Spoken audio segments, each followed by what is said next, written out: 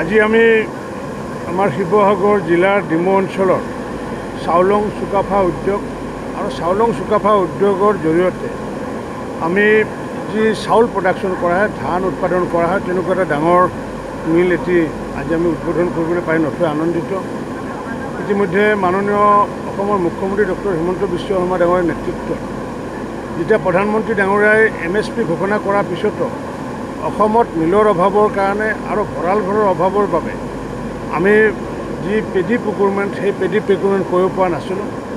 মাননীয় মুখ্যমন্ত্ৰী দায়িত্ব লোৱাৰ পিছতে যিহেতু অসমীয়া কৃষকে 1200-1300 টকা ধান বিক্ৰী কৰি আছিলে, গতিকে যাতে অসমীয়া কৃষকে যাতে 2383 টকাত যাতে ধান বিক্ৰী কৰিব পাৰে তাৰ প্ৰতি লক্ষ্য ৰাখি আমি সমান্তৰালভাৱে আমি ভঁৰাল ঘৰ নিৰ্মাণ কৰিছিলোঁ আৰু ভঁৰাল ঘৰটো 5 লাখৰ পৰা 15 লাখ টকা ছাবচিডি দিয়া আছিলে আৰু ঠিক তেনেকুৱাকৈ প্ৰায় 230টা আমি এনেকুৱা ডাঙৰ উদ্যোগ নিৰ্মাণ কৰিছোঁ আৰু এইটোৰ ক্ষেত্ৰতো অসম চৰকাৰে 40 লাখ টকা ছাবচিডি আগবঢ়াইছে।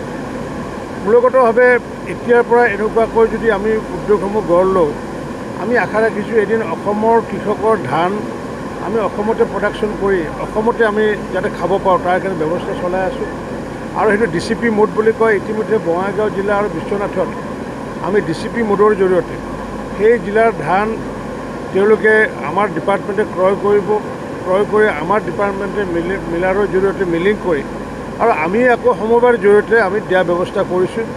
ঠিক তেনেকুৱাকৈ শিৱসাগৰ জিলাৰ চাউল যাতে শিৱসাগৰ জিলাবাসী ৰাইজে খাব পাৰে তাৰ কাৰণে আগন্তুক দিনত DCP মোডত আমি যাব বিচাৰিছোঁ আৰু এই DCP মোড যদি হয় তেতিয়াহ'লে সমগ্ৰ অসমত যদি হয় তেতিয়া আমি আত্মনিৰ্ভৰ হ'ব পাৰিম।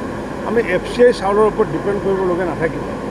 যদিও আমি 1 লাখ প্ৰায় 26 লাখ মেট্ৰিক টন যদিও চাউল আমি বাহিৰৰ পৰা আনি আছোঁ, কিন্তু আমি যিমানখিনি ধান উৎপাদন হয় সেই উৎপাদিত ধানৰ জৰিয়তে চাউল প্ৰডাকশ্যন কৰি আমি নিজৰ ধানৰ জৰিয়তে চাউল যাতে খাব পৰা ব্যৱস্থা কৰি আছোঁ। মই মাননীয় প্ৰধানমন্ত্ৰী ডাঙৰীয়াক ধন্যবাদ জনাইছোঁ যে তেখেতে যে আমাৰ যি ন্যূনতম সমৰ্থিত মূল্য ঘোষণা কৰা ফলস্বৰূপে এতিয়া 2385 টকাকৈ আমি ধান আমাৰ কৃষকে যি অসমীয়া কৃষকে 900 টকাৰ পৰা 1100 টকাত বিক্ৰী কৰিছিলে আৰু এইবোৰ সুবিধা নথকাৰ বাবে, কিন্তু এতিয়া মুখ্যমন্ত্ৰী ডাঙৰীয়াক মই ধন্যবাদ জনাইছোঁ। তেখেতে যথেষ্ট পৰিমাণে এই বিষয়ত নজৰ দিয়াৰ ফলস্বৰূপে মোক নিজে তেখেতে মধ্যপ্ৰদেশলৈ গৈ পেলাই তেওঁলোকে ছিষ্টেমটো চাব দিছিলে আৰু চোৱাৰ পিছত আমি আমাৰ বিভাগে মাননীয় মুখ্যমন্ত্ৰী ডাঙৰীয়াৰ মাৰ্গদৰ্শনত আমি সমগ্ৰ অসমতে এনেকুৱাকৈ মিল আৰু ভঁৰাল ঘৰ স্থাপন কৰি পেলাই এক নতুন জাগৰণ অনাৰ চেষ্টা চলাইছোঁ। মই অসমৰ বিশেষকৈ শিৱসাগৰবাসী খেতিয়কসকলক মই আহ্বান জনাম, যিসকলক ক্ষুদ্ৰ চাহ খেতি আছে, যিসকলে লাভজনক হৈ থকা নাই, তেওঁলোকে যাতে আগন্তুক তাত ধান খেতি কৰাৰ যাতে ব্যৱস্থা কৰে। দ্বিতীয়তে শিৱসাগৰত যিহেতু যথেষ্ট পৰিমাণে ধান উৎপাদন হয়, ইয়াতে আমি ঠিক তেনেকুৱা সৰিয়হ উৎপাদনৰ ক্ষেত্ৰতো যথেষ্ট ষ্টল আছে। মই ধান চপোৱাৰ পিছতে সমগ্ৰ অসমৰ কৃষকসকলক ধান চপোৱাৰ পিছতে সৰিয়হ যাতে উৎপাদনৰ কাম কৰে, কাৰণ আমি ভাৰতবৰ্ষৰ এতিয়াও ডিপেণ্ডেণ্ট বিদেশী ৰাষ্ট্ৰৰ ওপৰত আমি খোৱা তেলৰ ওপৰত ডিপেণ্ড কৰি আছোঁ।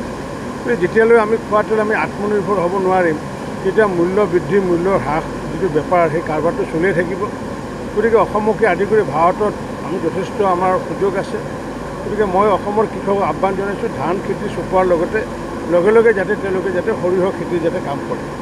আৰম্ভ হৈছে ডিমৌ সমষ্টি আৰু থাওৰা সমষ্টিত যি তেখেতসকলে যি আজি উদ্যোগ লৈছে ধন্যবাদ জনাইছোঁ আৰু চাউলুং চুকাফাৰ আজি এই ধানৰ যি উদ্যোগ আজি গঢ় লৈছে তেখেতসকলক শুভেচ্ছা জনাইছোঁ। এনেধৰণে আগবাঢ়ি আহিবলৈ সকলোকে আহ্বান জনাইছোঁ যাতে উদ্যোগীকৰণৰ যোগেদি থলুৱা উদ্যোগৰ যোগেদি আজি যাতে আমি এমপ্লয়মেণ্ট জেনেৰেট কৰিব পাৰোঁ আৰু অৰ্থনৈতিকভাৱে স্বাৱলম্বন হ'ব পাৰোঁ।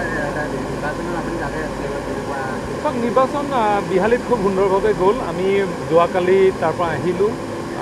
দেখা গৈছে যে তাত ভাৰতীয় জনতা পাৰ্টীয়ে যথেষ্ট সংখ্যক ভোটত আগবাঢ়ি যাব।